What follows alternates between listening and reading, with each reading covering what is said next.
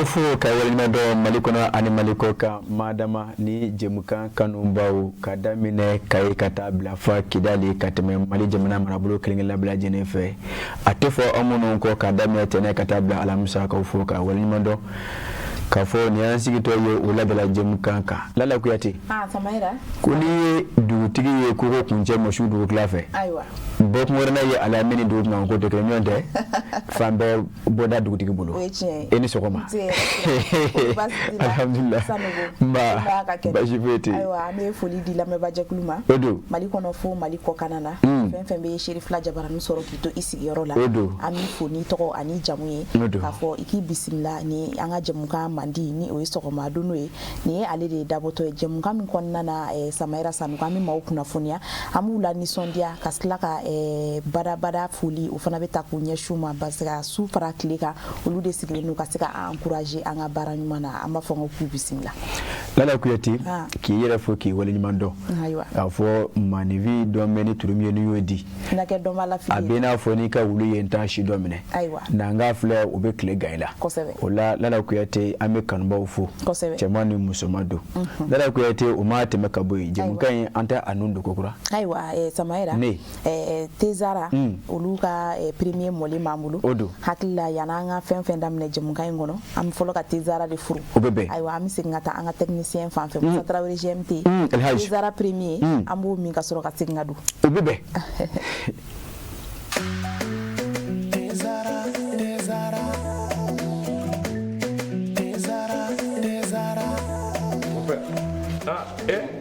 amona gani dey abe min wuli tasuma kawa mon père Mali bébé ni nene bara ni ni infusé ka jikala ka ke teka o nene Tiens mon père Nika dites-moi ani mbo gundo dima te zara mon père am bébé ko kele na sare ni akuma bay e ni do na surprise kilo ni do bien mangani sisan wani yete ko da te zara te o ka te di abi sabi sababo ni ke wore be ni ya gla kura ka segi kana na ka ke go go wa ne ba infusé de mi ha même bien ya kle quoi appelé mo wa je mo ni de te o ka te la higa so za bole be fele fe ngade jama jera kadua ke tezara e makele ngadanga mena buji e Allah farafideno jera kadua ke tezara e makele ngadanga mena mudunchi e Allah tezara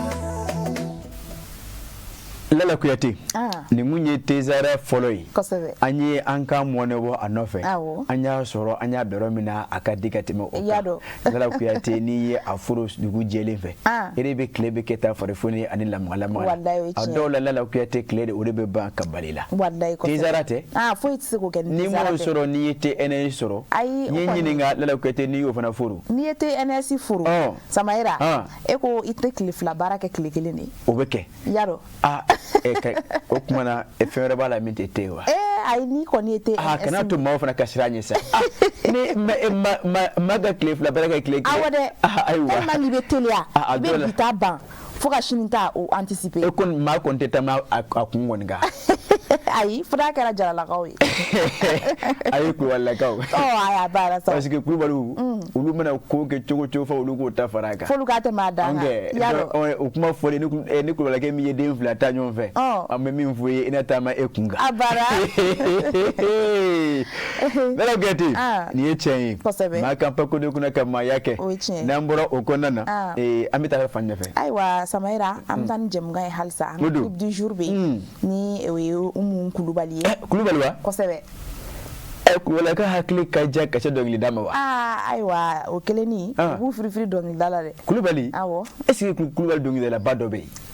awabe ena fo jon mekla ko fi surprise kan esi ka ake ko abe ai sa surprise le sa kulubali dongli dala ba mo surprise ko mi ngone hakli jome ko be hakli jome affaire ne to yede on circuler yani jamanga ba ni wa flachi tabal san fe sama fi abena fo ni ko Kulubali almami yo fana ya sama era la wa wuro sara de ko mu gara ya chef yo Kulubali jo bu ya jagali Kulubali biane almami do wa laba abi photo noro dala almami do wa sama era sanu gona na fe ngara do département technique la ni nga almami do mo laji do shi do bajite wala gati zigiri umu Kulubali wana bla Fatimatu Zara sama era ni yoro la nyela be foli ke ka shimbama madame Haidara tanti Fatimata Traoré nyinga Zara disa soro sa mamba awo different ta soro nge ay disa jande aya obe fam ay disa jande di madame ma ay madame jibe nyinta blanc mama fo yinya shi Sheriff la demba bema ka fo ni Fatimatu Zara o jansa ibi an rebe anniversaire dum fanana obebe ni Fatimata to ko be jansa e kene kono bi nga Shaka Kulubali ngoy Kulubali ale fana bisi ne ka ayu bashid angata aywa angata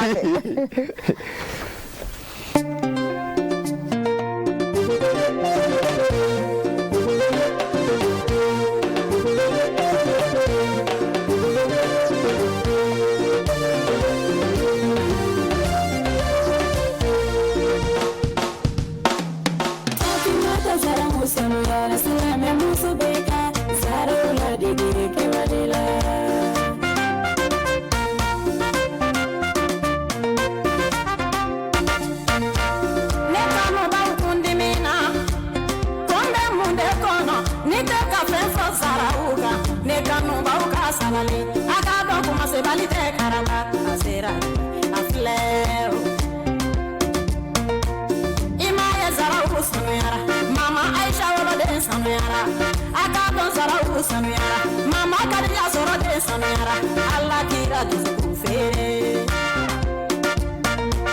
Useni mama sanara Asami mama sanara Sedina Ali de amari Fatima tazaru sanara Salame muso beka Zara uladi ke wadila Zara uto be duo dukono Lebuto fe Zara uto be chemiku Ikado alaki korota Zara utobe musumimbolo alati toro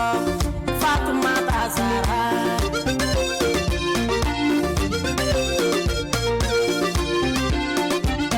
ni Allah betaga musumila dia abejo ke Zara ujowe adama jowe la damui akuma jowe lima Zara uya la chodini sonia Fatimata Zara Sanura Salame musu beka Zara uladi ke wadila Wana bi Zara wele Jabo mitunda mamadula Obeyera Zara ula Mamadu tumbe maloya era Zara ula Mamadu tunye fanisere Oyera Zara ula Kira tumi same Oyera Zara ula Zara wabora mamadula Kakira kake mamadu Fatimata Zara musanura Salame musu beka Zara uladi ke wadila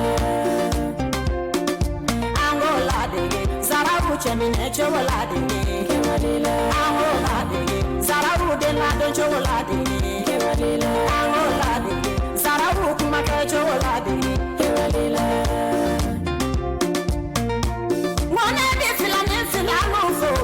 Zara utawa fila olude keratere makutu dumuyafo ale yara Zara uye Fatimata giri mefo makono ale Zara uye fakolishi musokele ntoro chama obe Fatima Zara uye naene ba umudia neba faima Fatimata wali mafati wali matiti wali mazara Zara Fatimata Zara kusanura Salame muso beka Zara uladi ke wadila Wana bi tanti Fatimata fo Ale de ba ufara SK ne Zara wire Samaira Kodi Ni de fu ni do kun yere be kala zara ko dai ha adam ne tene ka kunun kala bi loti zara e manoji zara corne be fu zara lipton zara ante zara ani nono mugu zara ndere do ga lala kulubali yere ate fariya fa ka ji jumemi Samaira ndatu kuma na sokona okuma esra na kuma nyewa strano kelenia anne kulubali mininjiri tota ikelewa aish ndege do bana ko tezara lu do mininji ne bo do otetezara yi mininji karangana ne mbula kulubali tabio Ismail kulubali yore na mafu ka abaraka nyodo yenefu kliniki konna na bangone arazella jimga osire me kalage ni watina mo foko wonna ngale kulubali mi ngoni ana malen tote kile nyonte kulubali tete réclamer olu be fendo ne réclamer lala na fura ko duli aniji ko be mafa ka kongo bo manevina kuna fonu jele na asensene o de be mahaklifa ka soro mafembla ada kuna fonu bala to be to aiwa anga du rubrique info kono Samaira ami isorta nota na isorta Samaira ambeta jema cercle konna na sera jema ibai ka fo Samaira anga finiti guyo wili ka joba do sabati jema min kala sababu ye ka sega dangari ba manjiti la mau daga yoro do la kerengere ne ala abi ko dugu mako sababu yoro la lala kuyati ne bi dele kan fuye ya o katama to sena bulo fifa o jomandi na nguma se be duguma sabe duguma atekishi nyoma o se atigala uluma siri tabau lala kuyati mimi mfuye jema cercle konna na o yewle ka jo chamake ako lala kuyati o de se atigala o rekera sababu ka beni yaf mabaya de samgalo kle kono to samba fani mungoni nduru yi kasangani o ka sanvelu lara welu yi vecteur aérien uluma siri tabau to sani duguche ka jasolike o tara suro pikabu do kono dogo me kungo kulo fanta ani banta kono lala kuyate mi ngoni fame taji baruko ni taji bidona lala kuyate akayoro mina odeye sebabu yi akola lala kuyate jema cercle do nakadiye afo nyoro jisale o marabulu bado akokuna fonia koni dira ka beni kunu alamsado ay nyamade bide alamsayo waya fama kunu ku arabe ira laba kuluballa ga jigoyin akuyere madona yala kuna arabado disango ki taza maflani mngoni ndurudu akula la kuyate eta major general des armées akone ayira ka fo akera yaf mamba ni chuko ko folena la kuyate udesira tigala ulmasira tabawo ukoni sira ka sansoro jugununu ka kasangano oka pick up ujasulu yesano duguche ninga soro kafara oka manivi kelengele do fana kume akerefe ukon labana ko lubila jene ko nike lahara furuyi la kuyate mimi ngoni fuyi okanya maba mimi taleke ulmasira tabawla aye akane so yira ka fo ali binite do bare yokoy ko boko albe ko mina ko otobede ko strategela ka jugu nun to ansena ko albi la kuyate anakile ka o boronto magasi sugo ale ka fasiru nyami soro ka bo independant kono esordo wanyo blay aywa Samaira amdo esor kele ngono o amita sugu konna o ni wati na ko sumanjalam o ni wati nuna sumankura munun koni tikera holu koni kera sababu ye ka sika chama bo suman songo la sugu konna wala bi lala kuyate ako ni yake baro dumaye madama amunu ye dema ya tukuye madama amunu o mekle na songo bola lala kuyate ni yake baro dumaye fasiri keba aye ayira ka fo mahawa dameledo nyenga muso aye ayira ka fo nantara sugula bi lala kuyate kibari dumado ko bo ale yere ka beni disamgro klishigi ye anunu salo ke bamako ayoro chamana ako ayada nero mina odi yafma bala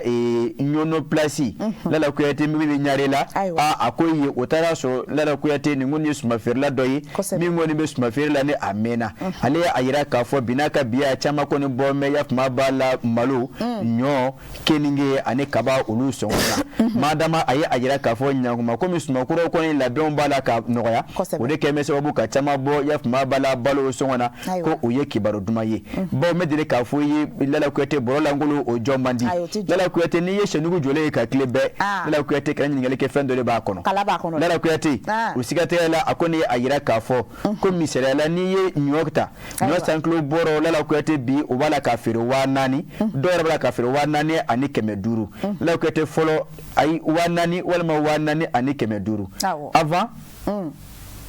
par exemple, le sac de 100 kg de mil est vendu à 20 000 francs CFA contre 22 500. Si ça va la café wanani, follow okuma fere wanani ani kemeduru. Dans la kuyati, ako atoni olube be 200 000 francs CFA.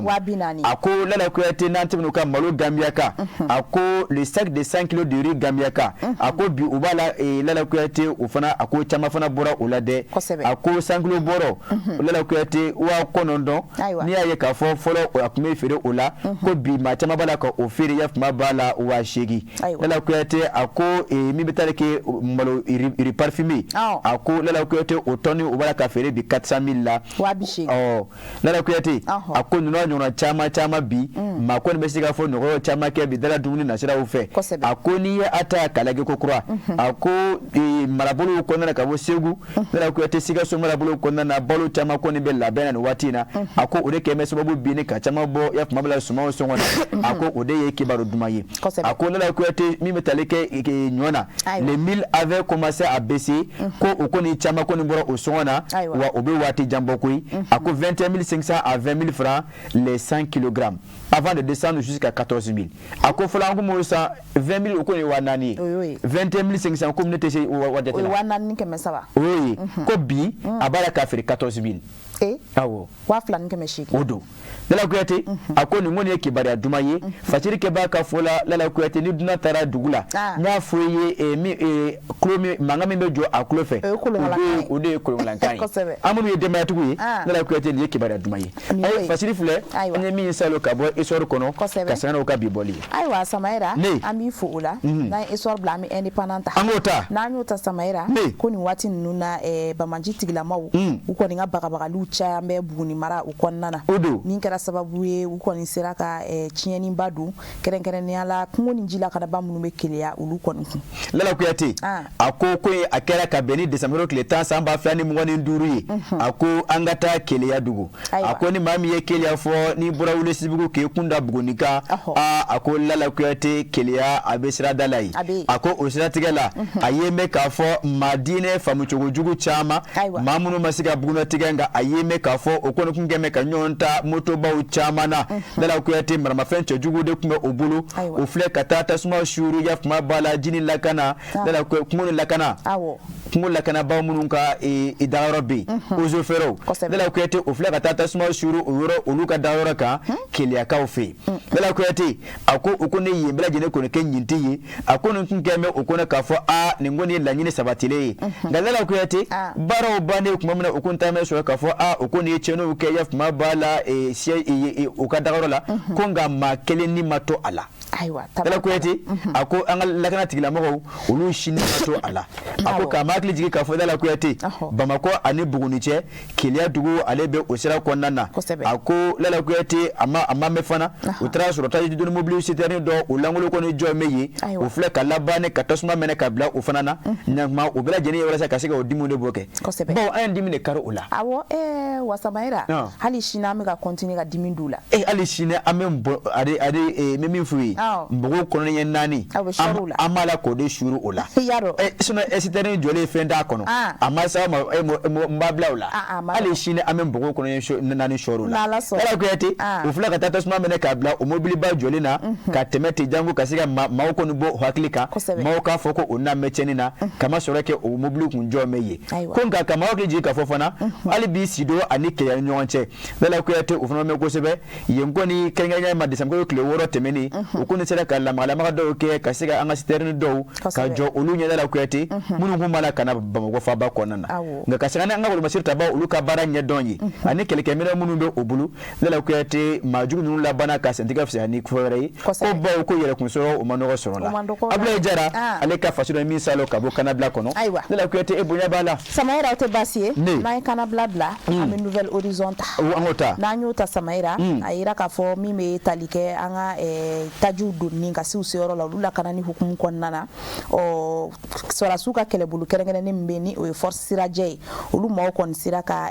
camion kɔni citerne o 60 bɔ ɲɔgɔn ko o kɔni lakana sabati ka se n'a ye Mali kɔrɔnfɛ yan fan na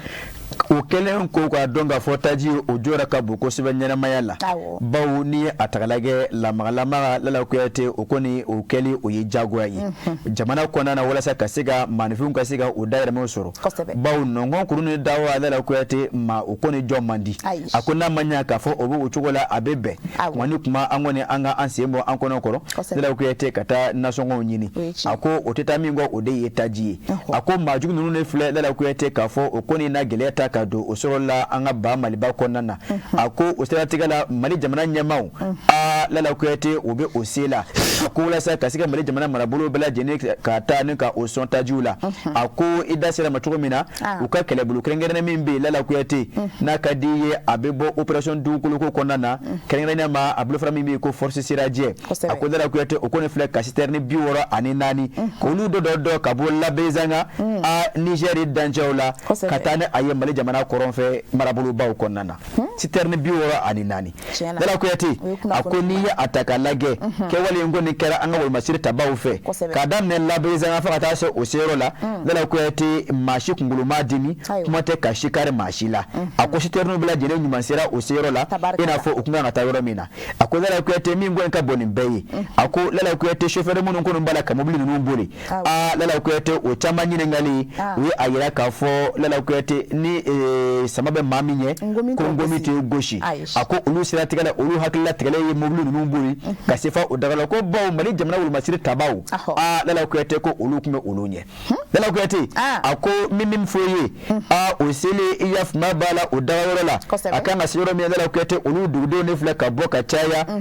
Lala Kuyate lakana tigilamɔgɔw kɛrɛfɛ kɛrɛnkɛrɛnnen la min bɛ tali kɛ opération dugukoloko o ma ɲɛmaaba général de brigade Mamadou Massawule Samake ka fara chef d'état-major de la région militaire numéro 1 ka fara o kan colonel Seydou Sanogo Lala Kuyate o kɔni bɔra kana maa ninnu bisimila k'a fɔ ko o dangana o ni faso de ɲumanya Lala Kuyate a b'a la ka taga di maa minnu ma olu kɔni ala ye nisɔndiya fɛ olu ma dɔ wɛrɛ sɔrɔ k'a fɔ koyi Lala Kuyate caman kɔni y'a ta kɛ yafuma b'a la yɛlɛmusɛn dɔw yɛrɛ kuma la ka ɲɛji bɔ bawo ni maanifin nisɔndiyara kosɛbɛ Lala Kuyate ɲɛji o bɔ man go a ko o siratigɛ la bamananw b'a fɔ ko ɲɛji bɛ bɔ tɔnɔ nɔfɛ Lala Kuyate o siratigɛ la o ko n'a yira k'a fɔ ko janjo ni o ye dɔnkili ye min bɛ da a yafuma b'a la maa ye minnu ye kobaw kɛ ko o kɔni n'a don yafuma b'a la an ka wolomasiri tabaw ani an ka mobiliba bolaw ninnu citerne bolaw olu minnu kɔni sera ka kɛ sababu ka nin baara in dɔ ka se olu ma bawo o taamɛ kɔni bɛ bɔ olu sen na wa a bɛ a yira k'a fɔ Lala Kuyate Mali jamana ɲɛmaa o kalen kan don ka se ka dɛmɛ ni dɛmɛ ta ka ɲɛsin maliden bɛɛ lajɛlen ma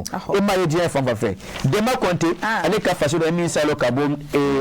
Nouvelle Horizon kɔnɔ e bonya b'a la ayiwa Samayira k'an ka finitigiw fo cɛsiri la halisa Ala k'u kisi k'u tanga amina min bɛ tali kɛ soir de Bamako la an b'o dayɛlɛ n'an y'o dayɛlɛ Samayira i yɛrɛ ɲumana ko ma nin mɛn ma nin ye si ma labɔli kɛ an bɛ taa Kayiba Jabate n'an sera yen Samayira i b'a ye k'a fɔ kamalen dɔ bɛ yen ale kɔni ka baara bɛnnen tɛ foyi wɛrɛ ma fo ka don misiriw kɔnɔna na ka se ka taa misiriw bateriw suɲɛ an bɛ don min na i ko bi ko ba polisilakaw Kayi marabolo kɔnɔna na olu ye tɛgɛ d'a kan a jamu jamu ɲininkali kɛ kun ya sisan ayi parce que Lala Kuyate bamananw ka kuma tɛ wa mɛnɛnkɛ ko la ani n tora la a bɛɛ bɛ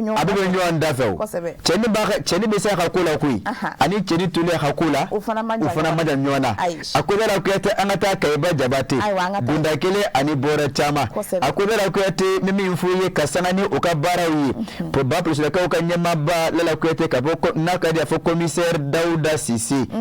ani a ka cɛdenw brigade de recherche maaw Lala Kuyate o kɔni filɛ ka tɛgɛ da yafuma b'a la kamalen dɔ kan a ko Lala Kuyate kamalen yɛrɛ a tɔgɔ o daminɛ o de ye S ye Samayira don ayi ko o tɛ baasi ye koyi ou bien Sumayila don o tɛ baasi ye sa ko tɔgɔ daminɛ S jamu fana daminɛ S ye Samaira Sanogo Afa Samira Tara beti Samaira Sanogo ni to ko mai ay e fasir ke ba filla ma do to ko bisi dam islam jamu o to dam ne o kan ake sei aywa Tara beti ako chen to ko dam ne o de SE o jamu fana o de SE ako SSE ale ka bar do de ayira ka fo mawka do jono kai ba jabaten o de ku rufi ako kamale ne fla ko ke wati kerengere kuma mina manuvu ndoni abi den ka do misiri ko kata misiri daw walaka ni ka do o kona batiri mun ngone sigile me wala sa kasiga yele mono bos la mewi dala ko ete ale ka tata mabe do rema o ko dala ko ete usala tigala akamna ga ko no kuma misiri mawka almami ni islam jama moni kuma an ngone me klenka andama ka shikayira ka fo a kunu an boto anga mino hun dafa me biana me so dota me nanga batiri dala ko ete atikite do dala ko ete usala tigala akonu kuma to ka chaya amala ka to dama ka shiga ndo kanye shi plus da kawo mo usiga tigala ba min fuye Dauda Sise commissaire Dauda Sise na ka chedo okuko ayesiga akankono akobena ka barado usiga tigala ofle ka boto ntukola ka zolinda ka tatiga da SSK ka beni desambo kle woro samba fene mwani nduri lala kuati yaf mabala ngoni nkela ten chokola ja ale ko misiri batiru munu tunna ko aboba na ke ale nge dala ko te kana siga misiri ko ni deme mi fana be o fana shuyanku ku dibila dala ko te na fara mawo be wuli fajiri la ka ta misiri la ka tu bla dibi momona dala ko te tapa uri de majalo o de contrôler principal yi kay marabolo plus da kaw nyama bado yore na ame tapa foko sebe tapa jolo akuma yela fe sijem kono yon yaro anga foli be tapa chebado min ka baraka di ayi ale koni hamna ko kelende be ala o de kasiga jema ko ndoni obulo ko fon lakana yore na ame tapa foko sebe aye don temno na min ka on yede fe ya min foye communi engono okay sijem on disema kono la ko ete amado mala ako ale koni la ko ete na manya ka fo ale kai plus bula jine nyamayi aye furita kanye shinja mabala commissaire Dauda Sise na ka cheduma kayira ka fo otare tare wa ko baraka keta wala saka siga jimna kono do tanga ko kishi la ko ete ni fasiri kuma manga chaya nyata rom na wanya blai aiwa abana SSE sete mo kate sa ka saka mo kuna fo ngo kono ame danaba infota angota na nyota Samaira ayira ka fo ko mingoni be talike fronde lazawad maw olu maw koni ma tambo nyongo olu koni tagara uka marfa obla ka fo ku koni mbora keleke fam jugu ka buluka lala kuyati akera ka beni desamko kletan sama flane mwani duriye ado aname kala kalitar kula bawo adora do fokono ako kidali ani mali bela jeni kono ako eda sera matomna front de libération de lazawad achonyongona ode yafma bala FLI ako lala kuyati usira tigala mamuno ngono kungeme ka marfata akulu konnana ako o matambo nyonko lala nakadi afuko cha matanyeke le général de division El Hadji Gamou a officiellement accueilli 14 combattants affiliés au FRA qui ont volontairement décidé de déposer les armes. Mata anenane bonyonko la ko ete olu ko ne fla kamar fo bla ninga na ka fo faso ya weli wa anana faso weli jabi ako général Gamou anu sonjale la ko ete jamana nyama o chola ayi manunu bismillah mata anenane bonyonko ka bo fla ko nana munonko ni marma fo bla ni ukungeme kamar fo ta jamana juwela ako la ko ete olu ko ni filima jugu nadala ko ete ndese ko odeye ko jugu ako okone fla ka marma fo bla jamana juwela ka bo jamana juwela ninga se kana yaf mabala faso wele jabi ako dala ko ete gouverneur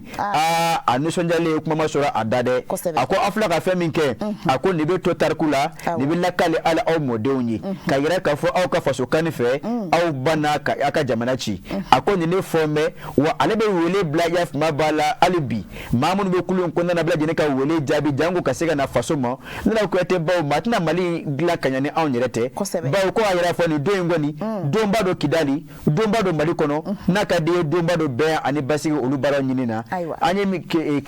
kono foni anya salo ka ba dana ba info kono nana ko te ebunya bala aywa samaira o te basie ami yere fo fasiru kono wala sebe koro wala la kanu baw mana ke jabaran koron sanga kon nana ama jigiya ka fo ku chama infamia soro bi kuna fun go ale tasrala o ba to sa sege na fiye bo ko mo surgu o bo kandia de meta El Haji Musa Traoré Odaka GMT o bangon ndangele ay l'enfant sura bugu El Haji l'enfant de Niger bugu Odaka note kamara ko yangoni ko kashi makaka laji kan folo soro sura bugu ni kaw o lude kashi sikaka ay me kashi te obulion kashi masikaka yawo ay ate siga kan abisi magani amana na kunabiriye amana ni koloshie amana ni fugulanye amana ni seltapi anga tezara flanami maka pakodo kuna kama yake aiwa samaira kani kolega defensita tezara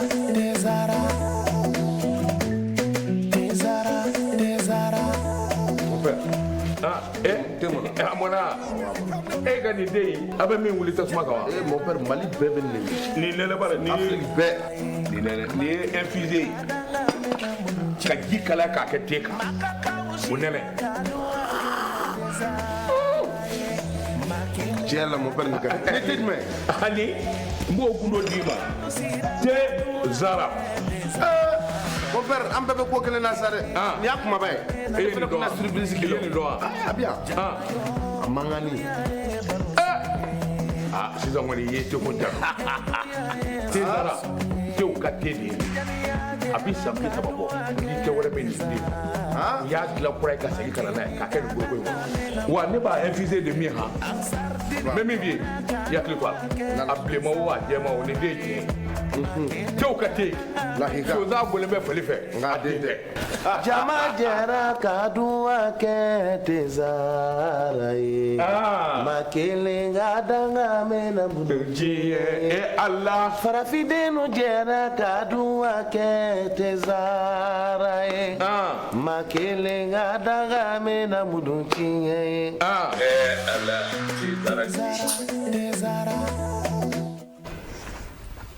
Lala kuyati aiwa samaira menanga temina mena katezara nywaje ten katimi yaro lala kuyati niye ale amugu doni ta kableida kaji doni da okan lala kuyati nu nyigile da adola abiki kono ko fenere do ala ni ajafe abana ola lala kuyati obato anga do du kuma ko kona na rubrique société kon odo samaira an famana madoni famana madoni sangani jamana yere na la hala yawo maw ya famu wallahi maw ya famu ni wakati na kuma no ngani wati nunu fana na ko be ka donse kurata o donse munu don fana samaira ame ajigiya ka fo nunu nga ke jigiya e bada bashite jamana yenga tuni mbuluka odi kadanye awo aiwa nando na rubrique société kono hakila Dr Sangari anali masala ke o amisi ngata Musa Traoré GMT fanfe Dr Sangari ka masala mbambulu amu o blaka teme kanu mbago yere kala melike am soro ka singana kana wala like aka o bebe anatigala ibe tamation de be fembe nyana bokwa voilà ni indice uta ka événement mu yere temena ces 3 derniers mois ces 4 derniers mois fois ces 6 derniers mois avec espoir dima quoi maintenant mo foka damuka min de lichom flana dailela buguni otekele Mounou fana code minier dans 35% là, l'État dit qu'ils ont mobilisé 700 milliards. Sur les 400 prévus, ils ont mobilisé 700 milliards. Okay? Donc maintenant, on est indice oui, moumé moro haklisiki kosebe. Maintenant, quel est qu'on bisena? Maintenant, en période de guerre, l'économie c'est très difficile parce que tous les efforts vont dans la guerre. Aéré taxi musique enfin taxi fana ñoy mo ko mbeka douter mais ay ka fo taxi fana transparence ba kono ko 50 milliards di armement ka 6 milliards blakata énergie kola voilà donc tout ça porte la confiance parce que quand il y a la transparence dans la gestion au corps ni ñem ko clé la gestion kola donc ibaye jamana de umbe adhérer facilement donc l'espace comme nya fitumna c'est un espace qui fait 2 700 000 km², 70 millions d'habitants. Donc, et l'espace est riche en uranium, en pétrole, en or et en lithium. Donc, mais je sais que c'est un projet qui est viable. Bamanangano premier, c'est que sini antaye quoi. Sini antaye mais ankana pressé. Oh, même misari yere di do mola, ibi dendo école là. Adamina sandour là. Pour que la fin y ait fait que ça faut ça mouaniko. Donc, dianatique coûte pressé quoi. Voilà, il faut aller doucement. Il ne faut pas qu'on soit pressé, on soit patient. Et je pense que le chemin est bon. Et la population a compris. La population a familiarisé au but misari mouyo au kala tajiko nyere. Tajiko une famille n'a demandé on fait tourner nire ne pas del canire il faut maligne reconnaître. Les gens ont compris. Donc, mais nous on y est mort fait drôle. On va continuer qu'à dauka fana. Kadauka fana munu meka pmata olube kuka sininye sigiri glan ni anwie c'est à dire que ubanga du golo fait mais ou ta anyere fait nyere koro de befle ils veulent nous taire mais sans nous, voilà. Donc et à compte fouiller fana Nala kuyati Samaira Sanugo Dr. Brahma Sangari Kosebe ama fonurena wallahi ani fulika ka fa agabarola musabu biolab 3e pont ama fo kosebe aywa lala kuyati kumanu kumananya wele abina wele jabi asika jamana kono dum kuna funia aba hakila fana di wallahi jamana jolila Kosebe madama aflaka munu fo akoko NDC dawbe tamashan dawbe mi mayira ka fa lala kuyati mali mbejia lala kuyati tamashan ba yira ka fo here be soro ko baw amika gele munun kabi dala ko te ode furu krobo o tama shonje ako furu krobo o tenya yafuma bala ko no kera kon ka dala ko te adola be sapati are da sala mi manu o itaji koyi a lala ko te don tema duniya Samaira don tema na no akera ngono kan turlan kun kan taji koyi na kodi yado nye koni fukara kle ma obulu wa ngoli mina kuma fa klanya nge nga Samaira ni bela na Dr. Sangari fu malion yere fana de be fu mununa ayero do fo resilience o do fo malion nga munu me fu sa ma kuma benye mo bo fo wa wallahi ko ça veut dire que le peuple est résilient ça veut dire que quoi mouine nous est-ce que jamana de wera munu ne kateme malien nga Samaira fe mo ke bo do o faso kanode yado okay no de me de ka fu an hansi ka noro ma me bu me na so kuna o sentura de na malien faso kanode be auna wallahi ma famu donc ore atame munu ka sabal ba ama do fe me bala ka ke abeba na la sona nala ko yati ami do le kala ka ba amina ya rabbi na mbere Dr. Sangari la amitami aiwa Samaira ni wati nuna madugo mala ni décembre kalo kon fora kadam ne novembre la ka se fo décembre ma Samaira iwa ka fo mi metalike violence basée sur les genres VBG o te nyangata walewa metaka nyeshi musoma cheo fana bala parce que ni jar fora ya flabe ambedo o nga ka chamso kunda ka temeche kunda ka o stratégie fait 16 jours d'activisme o kun konnana asira Amadou Konate lale re ONG bado nyemoy ONG Pasendai fana ka kele ka bo VBG keleli o kun konnana o aye la selimu ke VBG o kun konnana amto nyamada don ga soroka singana les 16 jours d'activisme wagati mo melanina san Mali kono ani jenfantan nani belajelen fe kada mon kan kada kan wagati mun beb seki ticket nyoma ka kuna fununti ka wala oke wala sa ka se ka an muso nan don kisi nyangata mina be foma ko les violences basées sur les genres akara gouvernement barakala yewo akara société civile yewo akara mo ye be de bi ticket nyoma ka se ka kuna fununti ka se ka mo la famille ko sebeba anga se ka dobo nyangata wala ani fana ameka ko munun ke mun be muso ni don kisi nyangata ma ka se ka do fara lukan o de les 16 jours d'activisme ye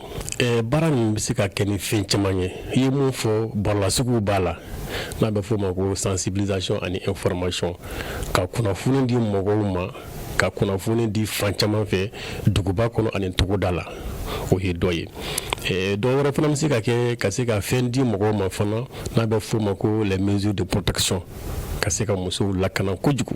ani fana kasika baraworo bulu da fana ani ka laje fana munun kera santé menuna na soro yin na fanya ko don ni gela munun burara kono kasiko lu fana do wala sa bara mun se ka bolda angana se ka se o filiuka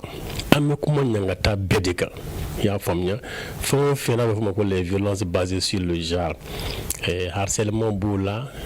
bingali b'o la ka se ka muso kunmaniya a ka sɔrɔ ma o b'o la ka se ka npogotigininw balo ka kalan kɛ o b'o la ka se ka muso yɛrɛ fana bila sira kan sira min n'a bɛ fɔ o ma ko jɔkoya furu ani furu joona ani fana furu kɔnɔ muso bɛ se ka ɲangata minnu sɔrɔ i n'a fɔ bugɔli i n'a fɔ nɛni nin bɛɛ de b'a la. Mara Kuyate ko nin bɛɛ de b'a la n bɔra so mɔgɔ ɲɛna o tɛ suma sama bɔ Amadou Konate kosɛbɛ a daw sera fɛn caman ma wallahi a y'a yira k'a fɔ 16 jours d'activisme a bɛ boli ne kan ka se ka ɲɛfɔli kɛ diɲɛmaa ye ɲagataw kan Mara Kuyate n'an ko ma ko VBG na o da sera ma mais n'i ko VBG bi mɔgɔ de bɛ a ye k'a fɔ musow ko don ka sɔrɔ caman b'a la ka kɛ anw cɛ yɛrɛ la koyi n tɛ violence bɛ kɛ anw cɛ yɛrɛ la o nka a dɔw la o de dɔn man di baw o de man ca nka musow ta de ka ca o la o bɛ ɲɛfɔli kɛ diɲɛmaa ye ka ɲɛsin o ɲagataw ma i n'a fɔ furu joona n'a kɔlɔlɔw a ko ka npogotinin bali ka taa école la walima furuso kɔnɔ don o don i b'a la ka muso ba nɛni walima ka muso fa nɛni ka muso somɔgɔw nɛni walima ka muso kumaniya a ka hakɛ dɔ ma a ka se ka bɔ a yɛrɛ la Mara Kuyate o bɛ barolɔ sugu de kɛ ka diɲɛmaa kɛ seereya ye jan ko hali bi caman ka se ka bɔ olu la o la n'i ma fili o y'i hakilila ɲuman de la an bɛ Amadou Konate fo a n'a ka baarakɛɲɔgɔn bɛɛ lajɛlen i y'a fɔ cogo min na olu fana bɛ wuli ka jɔ la san waati bɛɛ o hukumu kɔnɔna na o la an b'a fɔ yala n'an bɔra Amadou la an bɛ taa sugu kɔnɔna na nin waati in na o ka kan ne Samayira sugukɔnɔmɔgɔw olu fana u ye caman santi gɛlɛya in na kosɛbɛ gɛlɛya in fanba u y'a santi surtout an bɛ fɛn daminɛ na an wulila ka se sugu kɔnɔna na Mohamed Kure kama an ye a ɲininka yɔrɔ sugu cogoya bɛ bi cogo di Mara Kuyate salon min kuma ani ɲinan ta bɛ cogo di a ye ɲɛfɔli dɔɔni kɛ a la a fɔ El Hadji ye n'a sɔrɔ a kɛ ne ka sɔni sigi nɛgɛ kɛrɛfɛ juru kan ko a ka a tarabaso jan ko an ka don sugu kɔnɔna na alhamdulillah sugu kɔni sisan san laban in na dɔɔni bɛ kɛ yɛrɛ vraiment mala tan bon ani san tɔw cɛ la différence dɔɔni bɛ yen parce que jamana bɛ wagati min na san an bɛ gɛlɛya kɔnɔna na ka da o kan o yɛlɛma différence dɔɔni de bɛ yen quoi client nata tɛ san tɔw ta bɔ mais ko bɛɛ n'a wagati don ne kɔni k'a da gɛlɛya in kan parce que an ka fɛn laɲini ye mun ye an ka mɔgɔ caman tun bɛ bɔ kɔfɛla ninnu na quoi n'i y'a jateminɛ Gao Tombouctou Kidal ninnu olu bɛɛ tun bɛ na mais sisan accès ma nɔgɔn dɔɔni quoi parce que n'i y'a mɛn i bɛ taa ni minɛn ye minɛn yɛrɛ kuma dɔrɔn ka don mobili kɔnɔ ka taa olu bɛɛ ma ou bien mɔgɔ yɛrɛ minnu bɛ yen u ka se ka na quoi vraiment olu gɛlɛya dɔɔni bɛ yen mais wagati ko don a bɛ tɛmɛ quoi bɛɛ ka ala deli yanni sankura ka yɛlɛma i k'i ka yɛlɛma dugayɔrɔ la hali ni wagati ka gɛlɛn mais dɔɔni b'i bolo i bɛ baara kɛ n'o ye quoi ouais vraiment an b'o mɔgɔ sɔrɔ u bɛ ka na dɔɔni a daminɛ so passement fo ka taa se finition ninnu fɛ alhamdulillah an b'a bɛɛ kɛ ko vraiment ne b'a la tanu k'ala barikada sana jamana ɲɛmɔgɔw u ni baara u ni ce mais u bɛ ka fɛn bɛɛ kɛ u bɛ ka k'u yɛrɛ de ye quoi vraiment ne bɛ halisa an bɛ dugawu de kɛ ala ka sini kɛnɛ dan an n'u ma ala ka jamana kanu dula ka taa fɛ do kanu b'u la dɛ mais ala ka dɔ fara kan ala ka basigi sabati ala ka bɛn don maliden bɛɛ ni ɲɔgɔn cɛ an bɛɛ ka don da kelen fɛ ka bɔ da kelen fɛ n'o kɛra a ka wusa quoi sisan ne bɛ mun fɔ maliyɛn don ɲɛna sisan ne minɛni wagati ye quoi c'est à dire ni gɛlɛya bɛ yen mɔgɔ mana se ka ɲɔgɔn minɛ gɛlɛya kɔnɔna ni nɔgɔya kɔni kɛra o ye bilali t'o la quoi mais gɛlɛya kɔnɔna na fo k'an ka essayer ka ɲɔgɔn faamuya o de ka ɲi ni mun ye mun kɛ la n'o ma ye o ka yafa dolo fan bɛɛ ka taa ni bɛɛ bi ban quoi mɔgɔ si ka laɲini tɛ Mara Kuyate ko nin bɛɛ bɛ ban ji lada o tɛ kaliya ye a ma mɛn a bɛ suma Mara Kuyate tile sumanen a bɛ fɔ ma ko wula Mara Kuyate o siratigɛ la ni tasuma ni a ɲaga banna a yɛrɛ b'a min na o de ye bugurujɛ ye ni kuma bɛɛ fɔ kun ye min u ye ka se ka Mohamed Kure kama a ka kuma de sɔn ji la ka yira k'a fɔ gɛlɛya min bɛ sen na a bɛ ban a ko nka o waati na sugu kɔnɔ Mara Kuyate ko a tɛ tɛmɛ k'a tɛ salon ta bɔ ayi Samayira hali maa min tɛ misiw min yɔrɔ la i n'a dɔn ko jifilen kɔni tɛ dɛ o ma misiw minɛ mun ye e bɛ ji jɔ da la wa awɔ Samayira ni o fɔra o misali bɛ kɛ jumɛn ye salon ani ɲina o tɛ se ka kɛ kelen ye parce que ɲina an donna gɛlɛya sugu dɔw kɔnɔna na salon an b'olu gɛlɛyaw fana ye n'i y'a ta k'a daminɛ kuranko an bɔr'o kɔnɔ an y'o daminɛ salon ka na ɲina kana bɔ kuranko la an nana commencer ka m'an yɛrɛ sɔrɔ o la dɔrɔn essence ko nana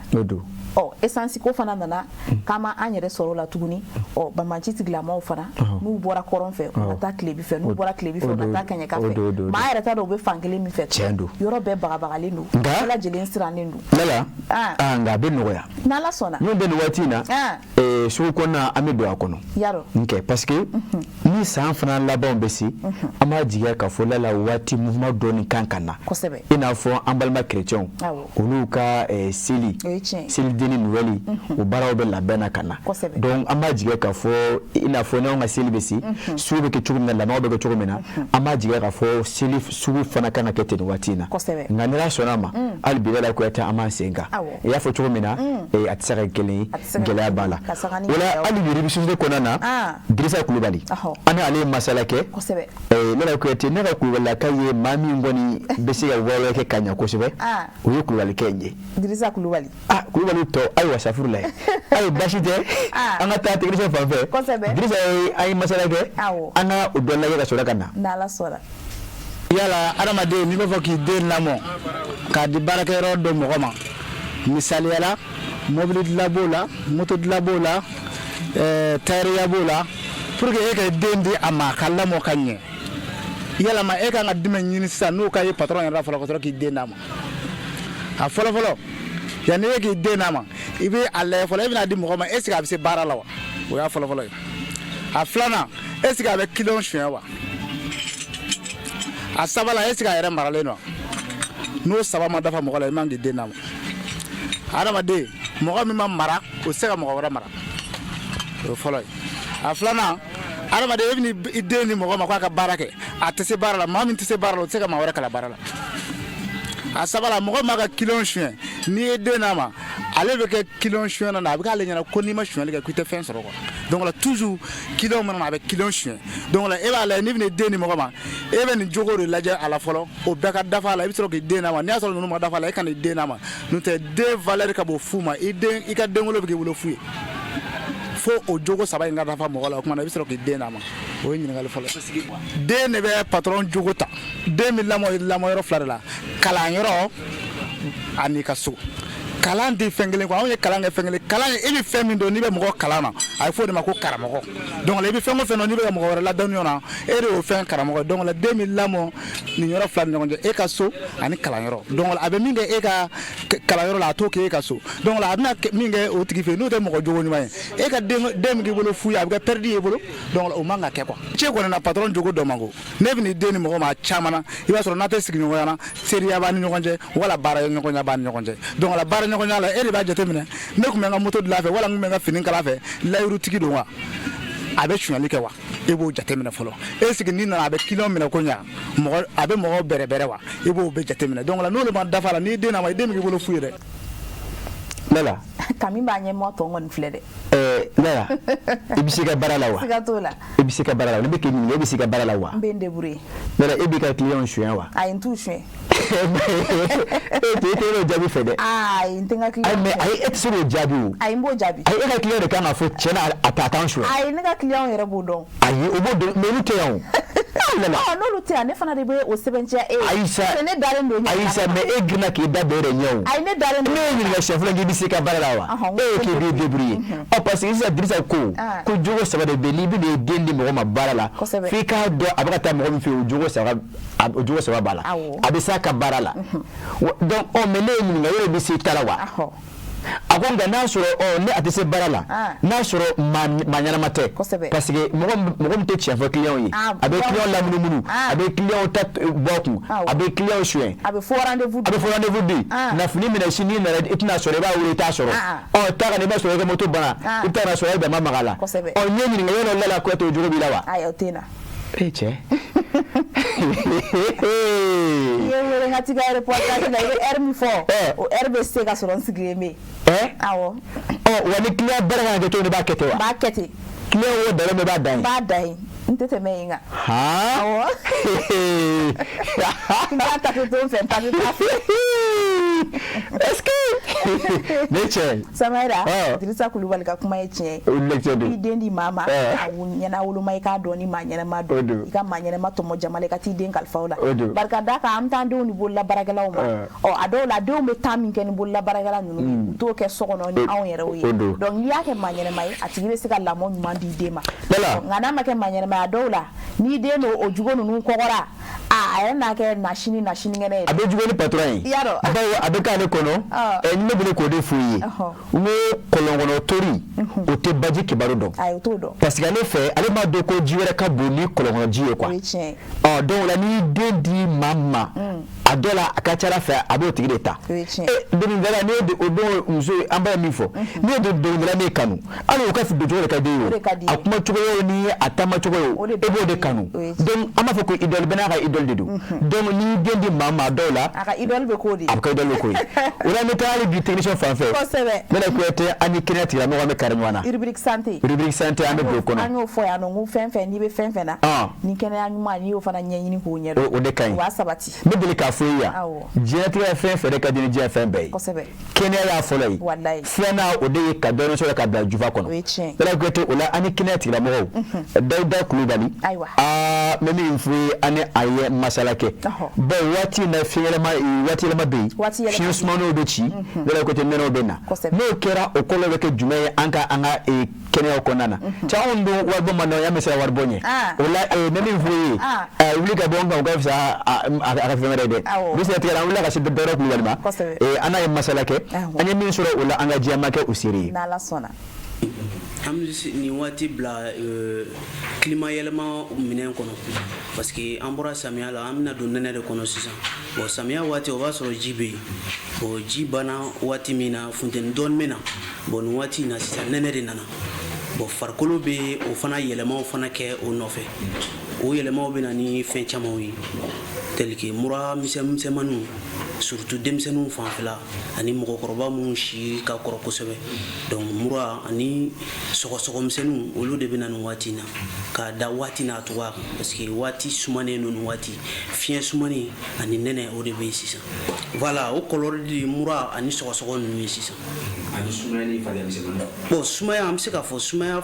fanga ka dɔgɔ nin waati in na mais fogofogola problème de ka ca nin waati in na parce que fiɲɛ de bɛ ci ni fiɲɛ bɛ ci bon ni i ma protection komi kɔlɔsilikɛlan dɔw i kɛ k'i yɛrɛ kɔlɔsi o de bɛ na ni fogofogola problème ye nin waati in na ka caya bon ni nin waati in yɛrɛ la an bɛ ladilikan min di mɔgɔw ma kosɛbɛ o ye an ka nun datugulanw ɲini ni i bɛ bɔ n'i tɛ bɔ i ka se ka fini giriman don i la min bɛ se k'i fari protéger nɛnɛ kama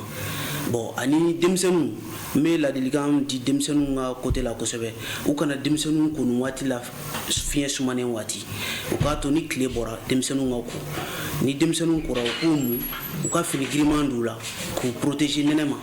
o de bɛ se k'an protéger bana caman ma nin waati in na bon nin waati dumunifɛn ko tɛ waati ko de don waati ko o tɛ dumunifɛn ko ye mais o ye e yɛrɛ ka kɛcogoyaw de ye fini ka fanfɛla o de jɔyɔrɔ ka bon kosɛbɛ voilà bon ni sɔmini yɛrɛ la n fari bɛ ka kalaya dɔɔni den nunji bɛ ka bɔ ou bien i yɛrɛ nunji bɛ ka bɔ i bɛ ka sɔgɔsɔgɔ i bɛ teliya i bɛ taa kɛnɛya tigilamɔgɔw fan fɛ o b'a to olu bɛ sɛgɛsɛgɛliw kɛ sɛgɛsɛgɛliw min bɛ se k'i yɛrɛ bilasira bana kana taga ɲɛ sinon n'i y'a kɛ furata ou bien n bɛ n débrouiller dɔɔni a dɔw la a bɛ se ka taa wolo problème wɛrɛw la e yɛrɛ ma sigi ni mun ye an kun bɛ se ka fɛn dɔw yɛrɛ d'i ma nɔgɔnin na min b'a to a tɛ kɔlɔlɔ fosi se ma mais n'i y'i sigi so a dɔw bɛ se ka taa wolo problème wɛrɛw la Lala n ye kuma dɔ fɔ n bɛ a retirer ni fana ne hakili ka bon nin fana ye Kulubali ka ɲuman ye quoi ale ye Kulubali ka ɲuman ye ni y'a ɲuman dɔ ye n'o tɛ n'i ye fɛn fɔ dɔgɔtɔrɔw ma o ma ɲi dɛ Samaira n ko o la ne bɛ ka n ta in retirer Ala bɛ maa fa dɔgɔtɔrɔ b'i dépendre dɛ awɔ dɔgɔtɔrɔ wa min f'i Lala Kuyatɛ fɛn min ne bɛ siran fɛn min ye ɲɛnamaya kɔnɔ o de ye pikiri biyɛn ye yadɔ mɔkile man di n ye dɛ ayiwa a fɔ ko Kulubalilakaw bɛɛ ka ɲi n'o tɛ n bɛ dɔgɔtɔrɔ wele i kama dɛ n terikɛ bɛ yen Ismaël Kulubali ale ni n taara ko mankɛnɛ dɔrɔn u b'a fɔ ko cɛ ko ye cɛ ye ko pikiri an ka pikiri ko bɔ a la ni fɛrɛsɛ kɔni t'a la anga pa kuna yaro ka piri kenna abano afani yensiriza nde wala sisa ami Dauda Kulubali fu ka abaraka nyon bla jeni na fe chomena Ismail Kulubali ba kerefe kasi clinique baraka ba jeni mamu fo ko wali do na ko yete ansiroma yeku ke kuna fonni nare nimbe mo bla jeni nafa donc parce que obenye folleke anga na siga minken watina yasaka nene yinku wala sanga kishi bana kuma ka bana fraka do wati nyere la samaira bela jeli mangene kodi ni duna du kono bi ina katete artigi kele wala flasoro e wonere mangene la murado ngela yaro ala kanu wage murado ngela amano ne mangene ulasa amba fo malion nyana anga dokotoro kala dilika ona meni wati na jango dimba tu samaira adasarama mo ko ku jantu demsenuna parce que ni wakati école wakati de demsenu meta école la donc nous beta anga jija anga finingiri mondo la chitulu ka do unun ko na ha msoroba ha fiya ko ne wechi sisa samaira mana jolgina luna ni jantu ina wati la ba ina se dokotoro ti kene ati la moma no ru ya nyanga ngadi marasa ai be boliki dugo de chena lala jango amunte amula lala kodi de yaro anabi do alaw ona jango siza ko sebe kuma ko ni nyana ifle ka fo ka nduguti onde ke ere koni lala ere beshi shitulu ke nuna kayewa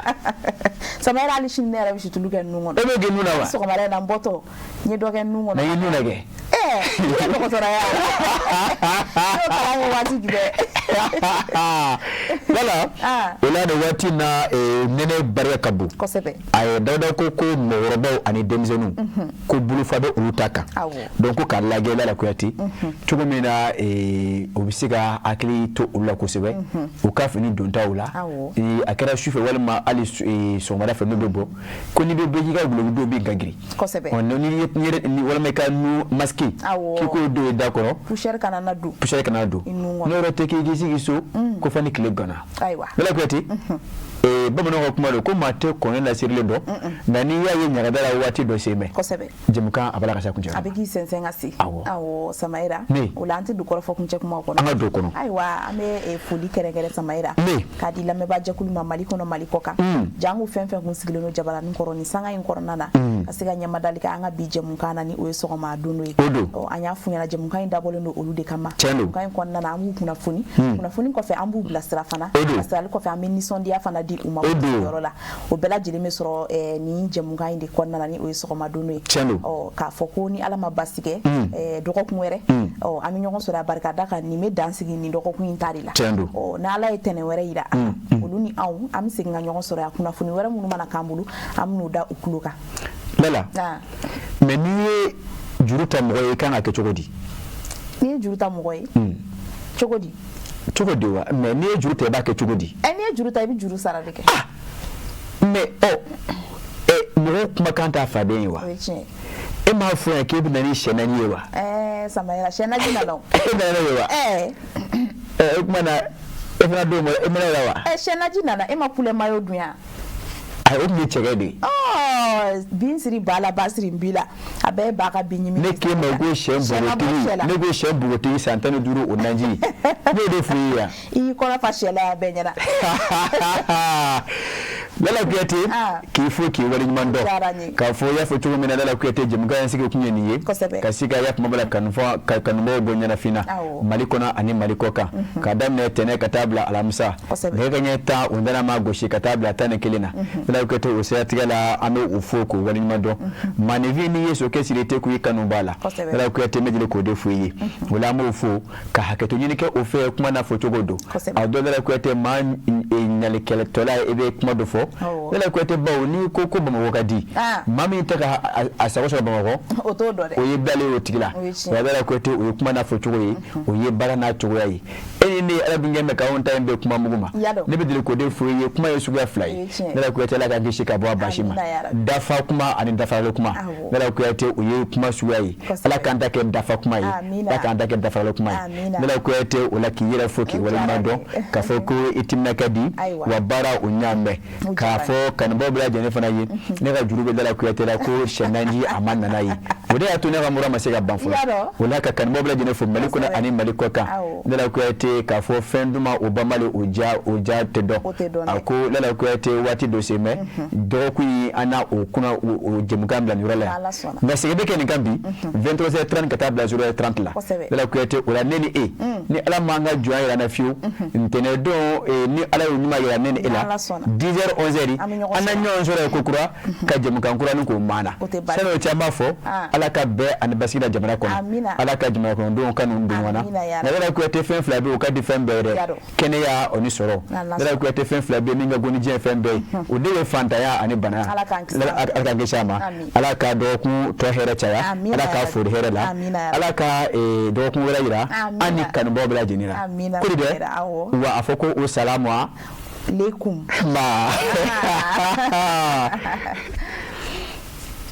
ne tezara de ka kɛnɛya ani lafiya sabati bɛɛ lajɛlen farikolo la a ka di kojugu Media gɛrɛn baro bɛ ɲaga wa bɛɛ lajɛlen ɲɛda bɛ walawala n'u ye ne min kaban dɔrɔn bɛɛ lajɛlen bɛ nisɔndiya ne ko jɔn de star yɛrɛ mais aw ka kuma ka ca sa ne de ye star ye ne ka di wa ne dumuniw timiya ne de ye lɛzara ye ne ka di denmisɛnninw ye wa mɔgɔkɔrɔbaw kɛrɛbɛ tɛ k'aw to ne mini na a b'aw kolo sigi k'aw mɔdiya o de y'a to ne ka di denmisɛnninw ye kosɛbɛ aw yɛrɛ fɔ jumɛn de ka di ani jumɛn de bɛ n'an cɛɲa ne de don tomate concentré Zara ne kelen pe dɔrɔn awɔ nka an bɛɛ de sara n'aw ka dumuni sanuman caman a ye tobiliko la sanbalaɲɛ sugandi n'o ye Zara ka dumunifɛnw ye a bɛ sɔrɔ Mali feereyɔrɔ bɛɛ Zara ye Nouveau Soleil SARL ka produit dilannen ye